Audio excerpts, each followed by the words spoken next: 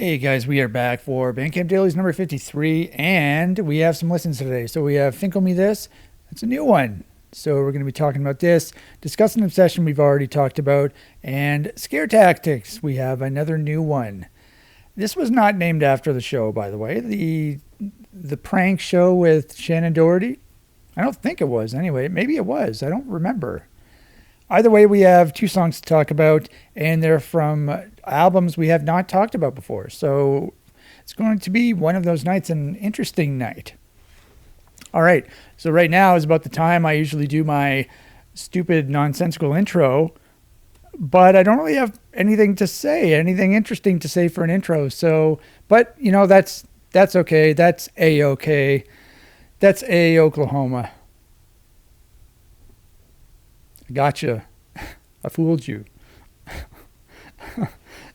That's all I have for the intro. An Oklahoma joke. That's all I got. Okay, anyway, so we're just going to get right into it. I'm not going to say that this is going to be a short episode because I don't know how to do it. So let's just go straight to it. We're going to start with Finkle Me This, I believe, and then we're going to do Scare Tactics afterwards. All right, so Finkle Me This was back in 2007. This is almost 20 years old. Wow, it's hard to believe that. This is quite an important song in my discography. This is just a single. So I released this as I think it was only released on MySpace, like initially, or also on my website. I think I still had a website back then. I may not have. In the early 2000s, I had a website, but then I didn't have it anymore, and I just made MySpace my website. But I don't remember, to be honest. It's a little bit of a while ago. But this was a very sort of important song in my discography, like I said. Now, the song itself is pretty meh. It's not really interesting. But the song, symbolically, it's very important in my discography because up until 2006, I was like a death metal / black metal guy / grindcore guy. I had just finished writing and recording, actually. I just finished recording Forever Trapped in a Broken Mirror the year prior, 2006. And however, it's sort of the same thing happened when I finished The Last Breath of the Dying in 2001. I was sort of annoyed with my songwriting style, and I needed to branch out. I needed to evolve. And so that's when I started writing Forever Trapped in a Broken Mirror. And then I finished Forever Trapped in a Broken Mirror in 2006. And I was like, okay, I need to evolve again. I need to try and expand on my musical capabilities. Specifically as a drummer. I needed to evolve as a drummer because like when I started playing drums in 2002, my goal was to play blast beats. And so then 2006, I finished recording Forever Trapped in Broken Mirror, and that album's just all blast beats and like death metal drumming type of stuff. And so I pretty much achieved what I wanted to do. However, I think it was in 2006 or 2007, I really started getting into this band called Hella. They're like a math rock band. The drums are really crazy. And I became obsessed with that style of drumming. If you want to hear what that style of drumming is, I mean, you could YouTube a Hella song, or you can go to one of my Octopus Core albums, and the way I'm playing like random crazy drums like that, that's sort of how I'm pretending to play like the Hella drummer. So yeah, so I wanted to be able to play drums like the Hella drummer, Zach Hill. And so this song was sort of my attempt at branching out and trying to evolve my style. And was it did I achieve what I wanted to do? I don't think so. Was it a successful experiment? I don't think it was, to be honest. I mean, because I just started. And so, you know, it takes a little time to be able to hone your craft, I suppose. And it's kind of funny because this song originally was just like the recording here that we're about to listen to. This was just a demo version of the track of the song. So I recorded a demo version where I programmed the drums. Now I wrote drums and I played drums. I played exactly what we're going to hear, but the drums in the song are programmed drums. But I played them. I was practicing. I remember practicing them. But I just recorded this as a demo version, and then I was going to keep practicing the drums and record a final version. And then I just got sick of the song, and I didn't even bother recording the final version. But I do have this demo version. All right, so I do have a bunch of stuff written down. I sort of veered off, and I just want to make sure I get everything. Yeah, so like I mentioned, this was a stylistic change. Now, I wasn't, like back then, I wasn't a really popular musician or anything like that. I'm still not. Like I've never had a large following or anything like that. But back then, I feel like I did have a small following, and up until this point, my music was a certain way, right?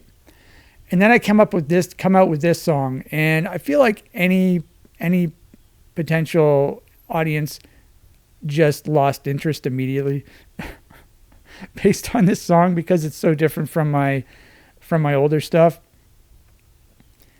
I don't even know, like I guess it is still metal in certain ways, but it's not your typical death metal.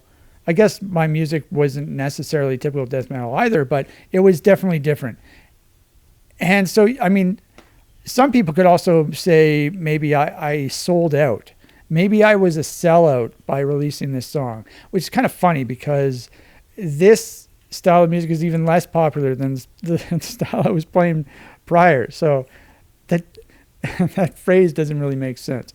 I don't think I was ever accused of selling out or anything like that. But I think when either your favorite music, or not your favorite, but a musician you like or a band you like, they change styles, oftentimes they get accused of selling out. And I feel like oftentimes that is also the case. But in this case, it was sort of the opposite. What is the opposite of selling out? Selling in? I don't know what that means.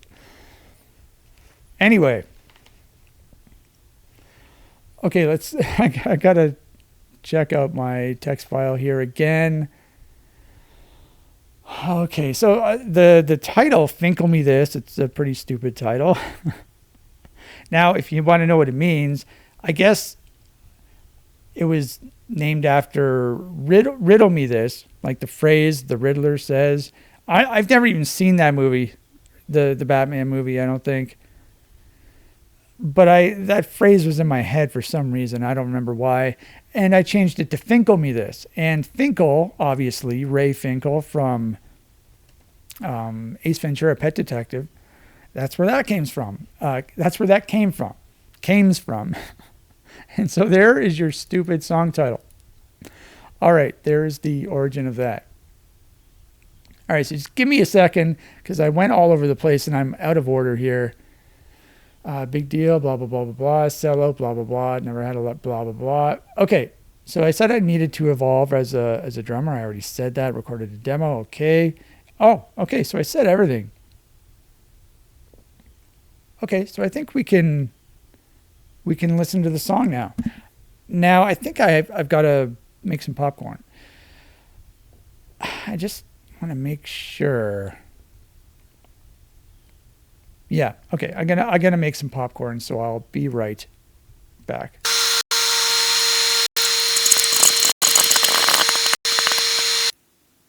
And we are back. I got my popcorn, and so we have a couple things to do actually. We have to listen to the song. Then I have the tab. We can look at the tab. Then I have a little bit of a treat. It's up here. This is one of my Doom levels, and I will tell you why we're going to be looking at that once we get there. Okay, so this is Finkle Me This. The year is 2007. I'm trying to express myself. I'm trying to evolve as a musician, as a drummer, even though there are no even though the drums are programmed on this song. Pretend it's me actually playing them, because I programmed exactly what I was playing.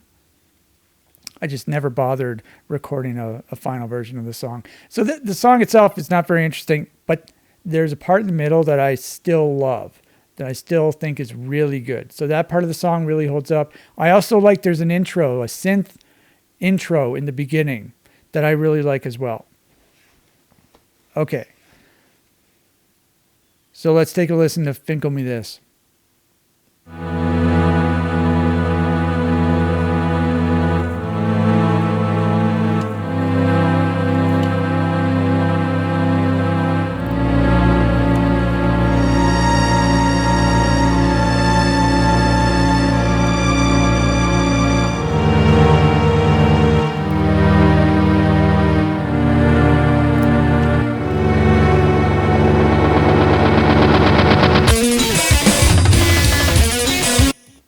By the way, that little intro thing on the synth, I programmed that into PowerTab. Apparently, I didn't know this, but apparently that was programmed. I made that in 2002.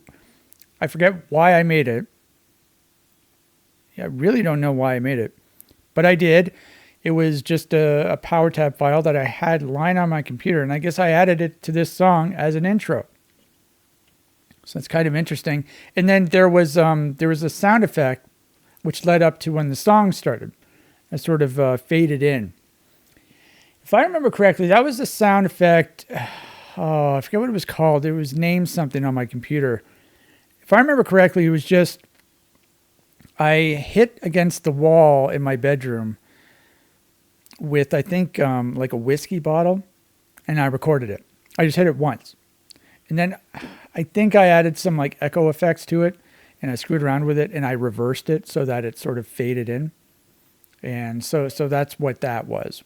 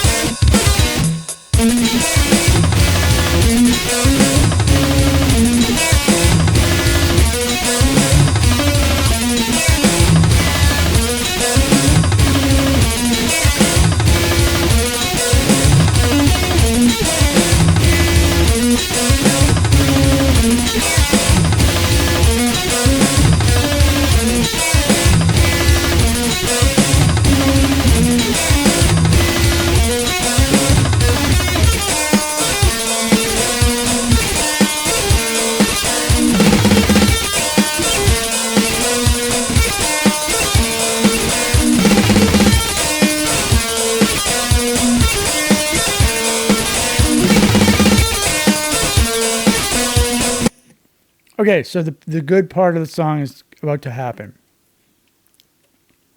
And it's really cool because, so the drums stop, or I guess they just count on the hi-hats, and then one guitar starts playing the new part.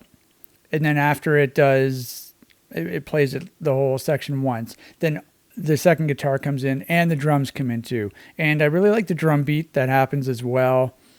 And I remember really liking playing along to that part on real drums. So, yeah, I mean, this song would have been better if I actually recorded the drums, and I would have had to change like the first part of the song, not the intro, but the first part with the guitars. And I should have like built the song off of the middle part, where the actual good part of the song.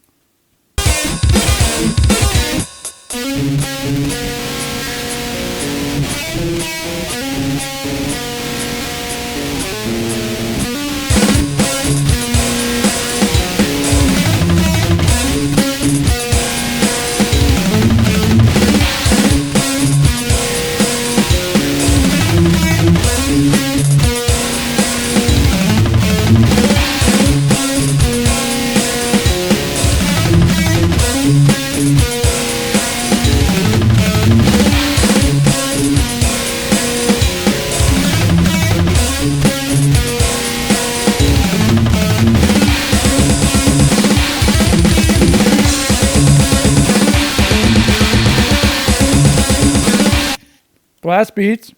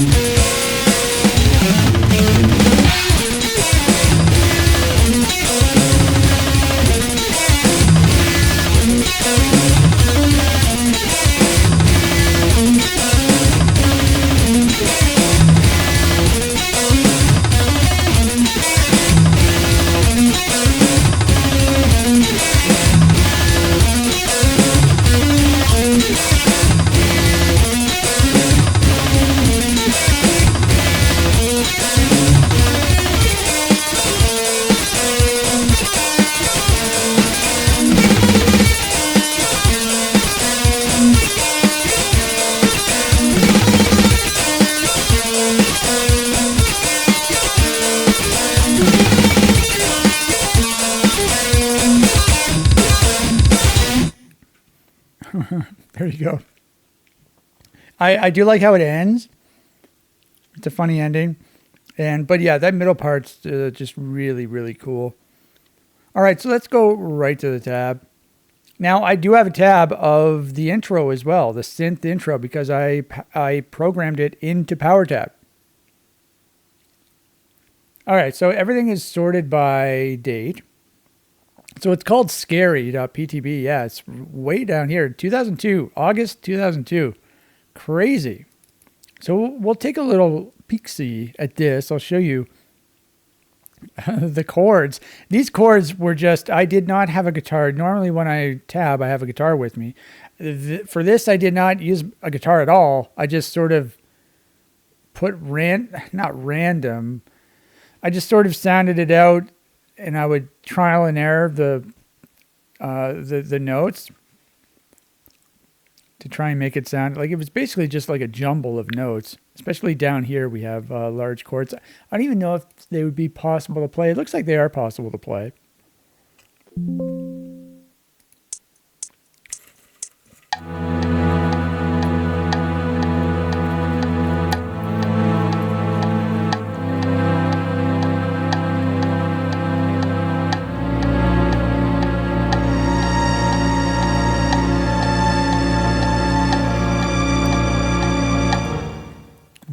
Fret 27?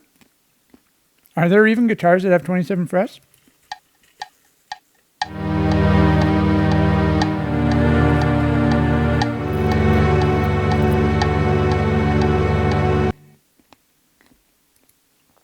All right, there you have it. There is the intro. Now we have to scroll down to 2007. Here we go right here. It is Hello Finkle. So Hello is the band. Finkle's the song. I did not listen to this before starting the video, so I don't know if this is actually going to be good or not. Let's find out together.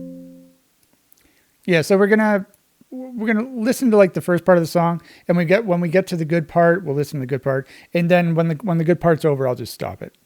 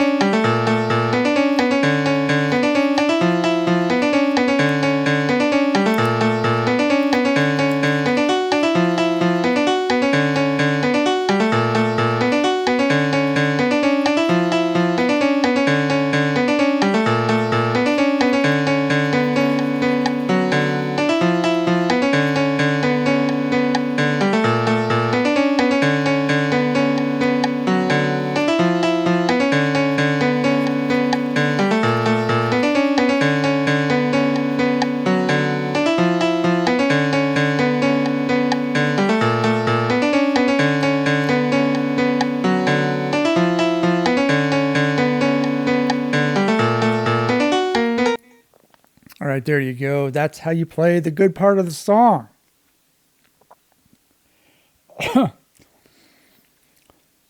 Okay, so now we have our little special part of the video. We have our little treat that I had mentioned, a little sweet treat. So, like I had mentioned, the intro I programmed into PowerTab, and the cool thing about PowerTab, you can export as a MIDI file. And a cool thing about MIDI files, that is like the default sound format for music format for Doom, the original Doom and Doom 2 video games, which I am very much interested in. If you've seen any of my videos, most of them are about Doom. And I've also made a whole bunch of levels. And so for one of my levels, I used the intro from Finkle Me This as the theme music. I think I actually used it for multiple levels, but the first time I used it was for this, I believe. This is called Bump.wad. Now, I don't remember when that was released. Probably 2010, like the level.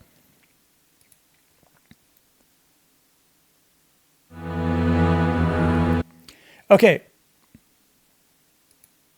So I'm just gonna talk. We're just gonna watch this. This is a speed run that I made, a demo file. It's only 2 minutes, 2.5 minutes. So, but I'm just gonna tell you a little bit about the map because it's a really cool map. So it's like an obstacle course, and you have to do various tricks in order to progress through the map. You can see there's only 3 monsters down here, but you're not even supposed to kill the monsters. I think one of them you do have to kill. It's a Commander Keen, which opens a door, but there are 2 arch files that you have to use to help you jump.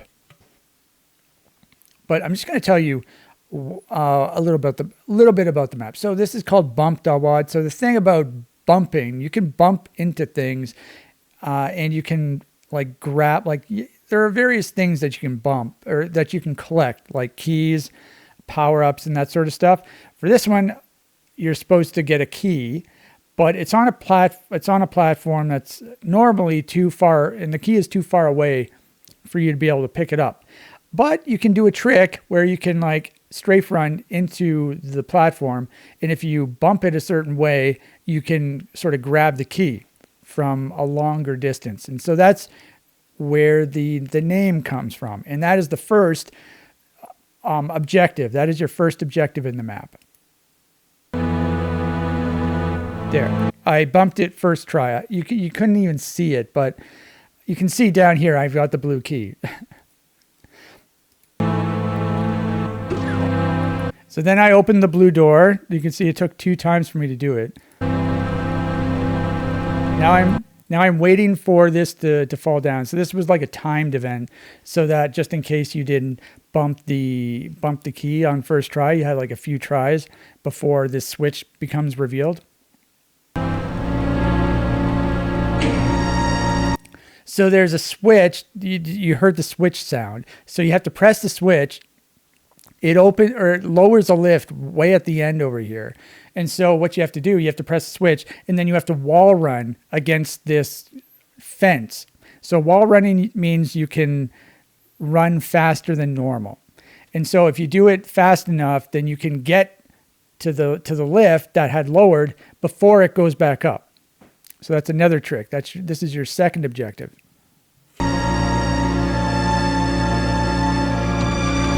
There you go. And then now you have to strafe run off of the lift and into this fire thing. Now, I don't know what happens in there. I think you probably just have to cross a line. But that's what you have to do.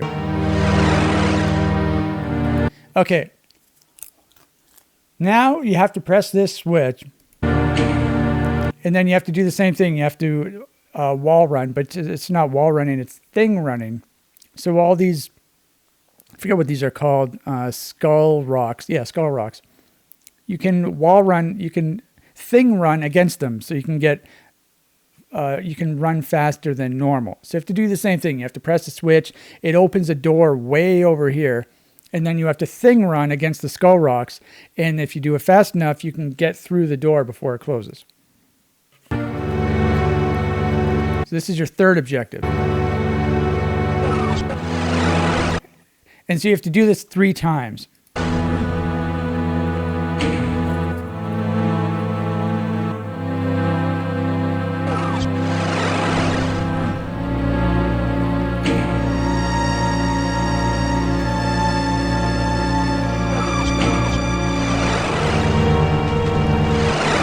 Okay, so there's your third objective, I think. So this is your fourth objective. So we just went through a teleporter, and then you're going to start falling. So now I'm falling, and so I'm in a square room, and I have to shoot 4 switches. So there's a switch on each direction, and you have to shoot them in a specific sequence. And you have to time it so that as you're falling, the switch is visible to you. So this is a timing sort of objective. There we go. And I did it first try, obviously, because this is a demo. Though I did skip the teleporter line def, which is funny. I walk over the teleporter. Normally it's supposed to teleport me, but I skipped the line def somehow.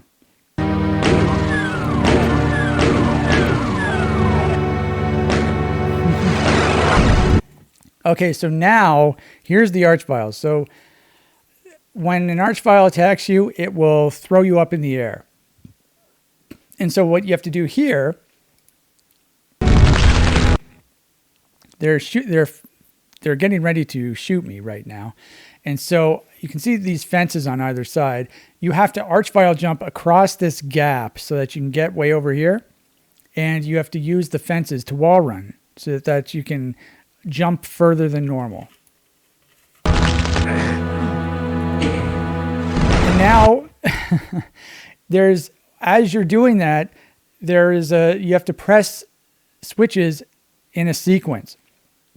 And you have to be quick because the switches lower a lift. So it lowers the floor and then the floor goes back up. So for the next switch. So you have to do this quickly. Or otherwise you have to do the sequence all over again.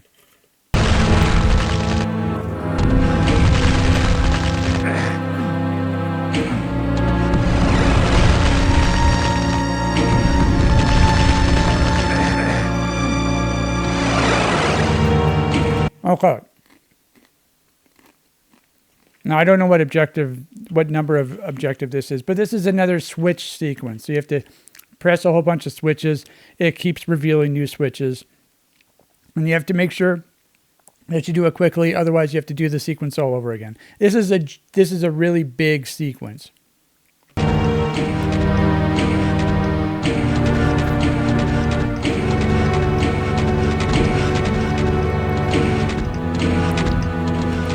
And so now I have to keep doing the sequence, but I have to, this floor that I'm on, I can't let it go back up because then I lose access.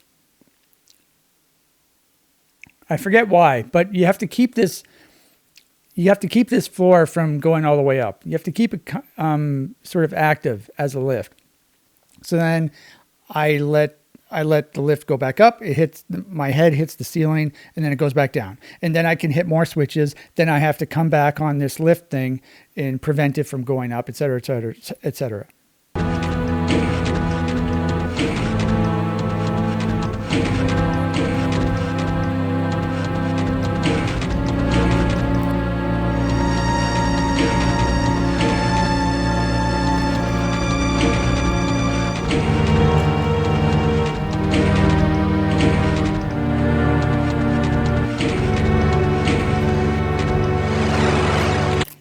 Okay.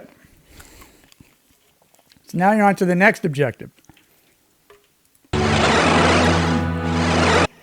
Okay. So what you have to do, you have to teleport up here where we are right now. You have to shoot a rocket. And so this rocket has to go all the way to the end of the room. It's a really, really long room. And so the rocket has to stay in flight. And there are a bunch of doors that sort of block you on its way to the end of the room. And so now you have to press switches that open doors as the rocket is in flight. And you have to be really fast again. And you have to do more wall running against fences so that you can press the switch to open the next door. And it's a door that opens and closes. So you can't just press all the switches and then come back and shoot the rocket. You have to do it. You have to shoot the rocket and then open the doors as the rocket is flying through the air.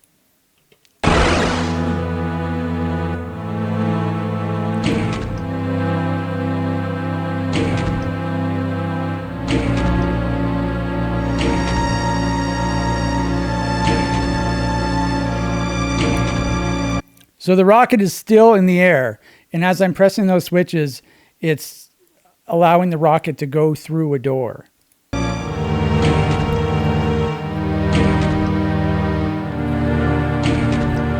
Okay, so that was the last switch. And as it goes through the last door, it kills the commander keen, and it opens the door, the exit door for you. So now I'm just waiting for the door to open, for the keen to die.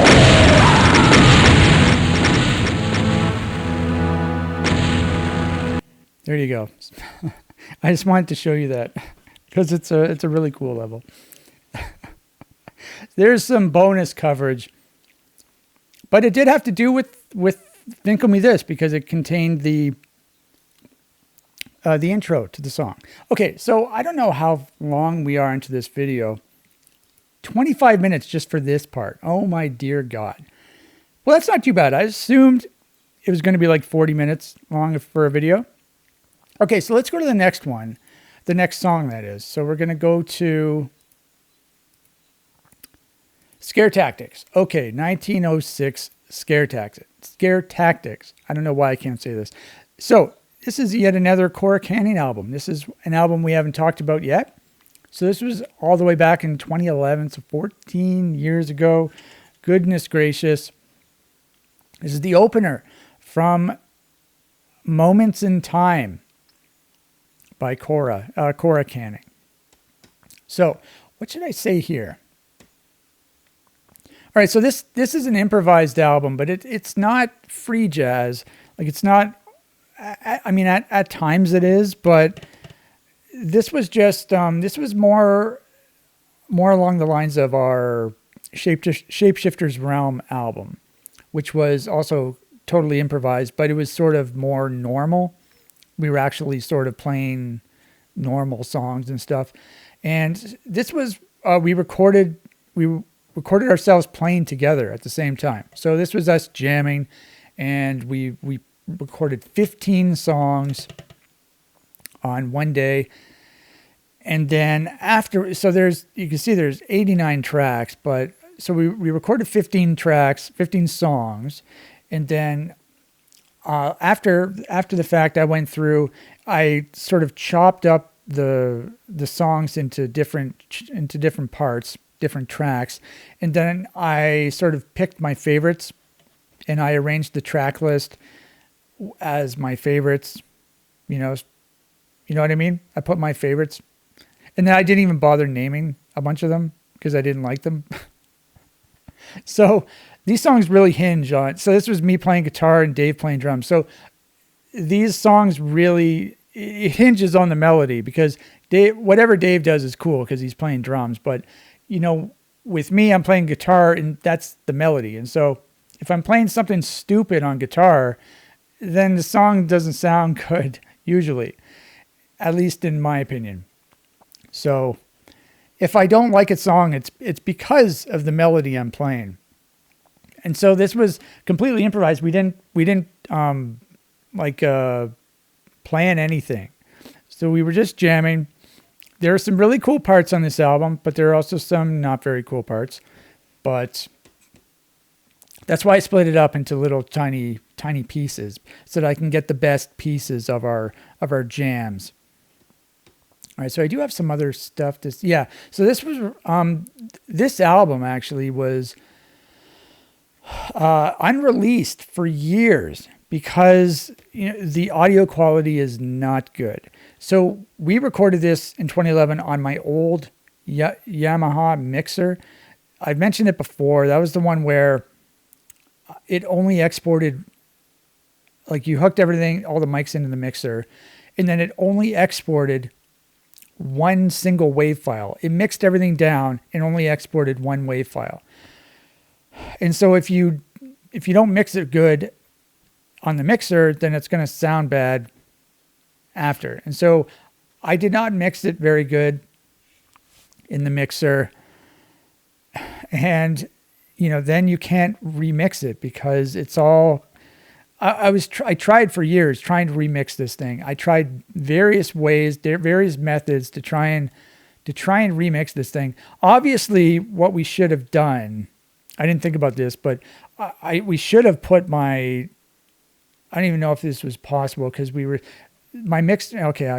I'm sort of going off track here, but we should have put my guitar on one channel and then the drums on another channel. That way we could sort of split the channels and then you could isolate the tracks that way. But I feel like we were sort of using more, we were doing some tricks in order to get more microphones.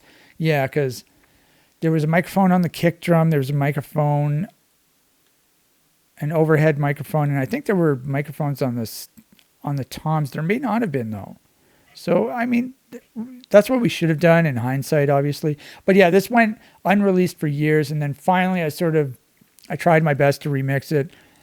It still doesn't sound good, obviously, but it ended up being released, and that's when I cut everything up into little tracks because the album did have some really, really bright spots that I was really proud of, and I thought we did really well. But then it also had a lot of bad parts because of my crappy guitar playing at times. So, but I mean, that's what happens when you just improvise everything, right? But I remember when he came over and we recorded recorded 7 tracks in the afternoon. And then I believe we went into town and we went to Mucho Burrito. We got a burrito. Then we came back and we recorded 8 more tracks at night.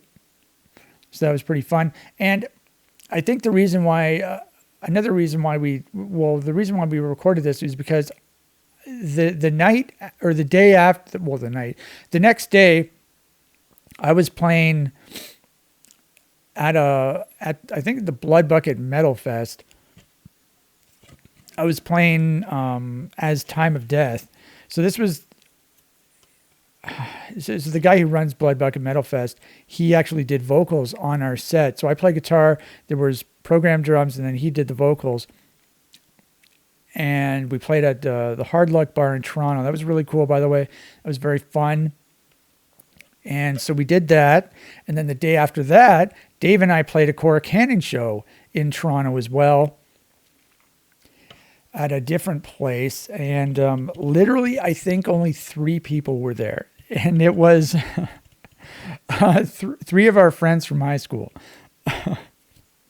like 10 years ago, 10 years previously. And I think a couple like homeless people did venture in. And then, but there were also these 3 girls who came into the venue as well to check out, and they talked to us as well. There were 3 Asian girls. One of them was the mother, and then her 2 daughters. And I remember one of the daughters' name was August. The reason I remember that is because of the name, August. I don't think I've ever heard anyone being called that before. And it's a month, so I remembered that. But I forget what we talked about. They were just asking us about music and stuff like that. They were very nice. They stayed for a song, I think. And then after the show, for 3 people, we ended up going to a dumpling restaurant nearby. I think it was called Mother's Dumplings. Oh my God. It was so good. It was amazing. But yeah, it was fun. That was a fun weekend. And we ended up recording this gigantic 2 hours, 13 minutes album.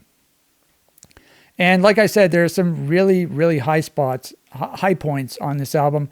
And they're all at the beginning. They're all like the first bunch of songs, in my opinion. These are my favorites. So the song we're listening to is called Scare Tactics. Now, these numbers over here, what are the numbers? Right, okay, so the left number is the song number, because I said there were 15 songs, right? Now, you might say 19 is bigger than 15. What's the deal? Well, the song number started on 7, because I think we had some sort of sound checks. We had 6 sound checks, and then we started recording on track 7, song 7. So the left number is the song number, and the right number is the part number of the song. So this is the 6th part of song 19. So, it's kind of an interesting thing here. The reason I added this at the beginning, if you download this album, you sort it by name, you could listen to like the original version of our improvised songs, because they'll all be numbered from 7 to whatever. And so, and you could hear our songs as they were originally recorded. So that's kind of interesting. So that's an option that you can do. Okay, so let's just see if I've said everything that I had to do. I think I have.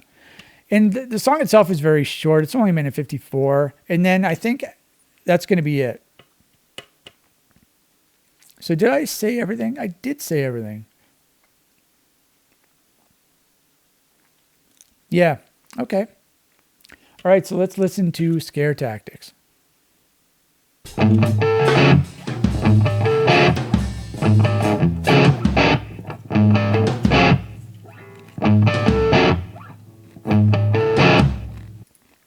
So you can see it sounds like we're just screwing around. But then we start to play in sync.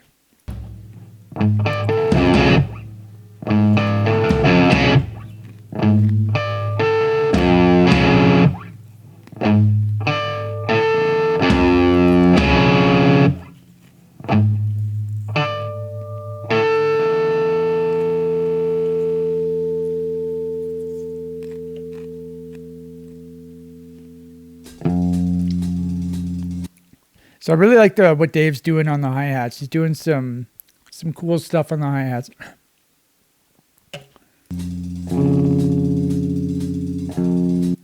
And I'm trying to match his volume because he's only playing on the hi-hat, so I'm playing softer.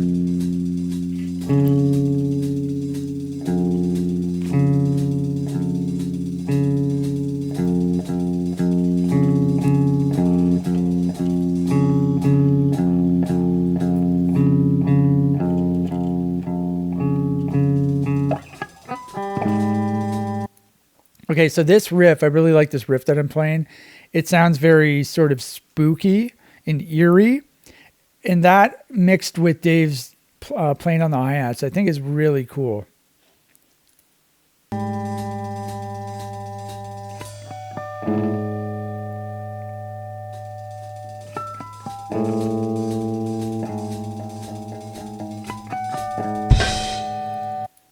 And so there he hits the cymbal very loudly. And I didn't know he was going to do that, obviously, but I paid attention. And so then I tried to when the next time he did that, I was going to do something at the same time.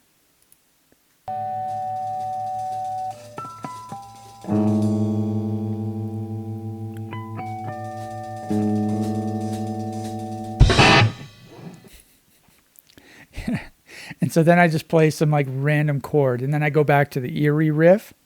But that's where the Scare Tactics comes in, because it's very soft and spooky and eerie, and then it gets really loud to scare you.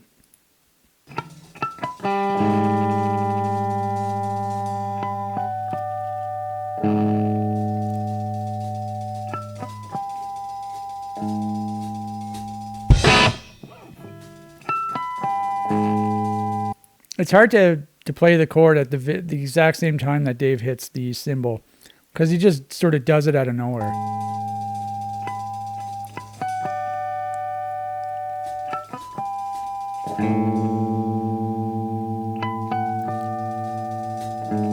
One left.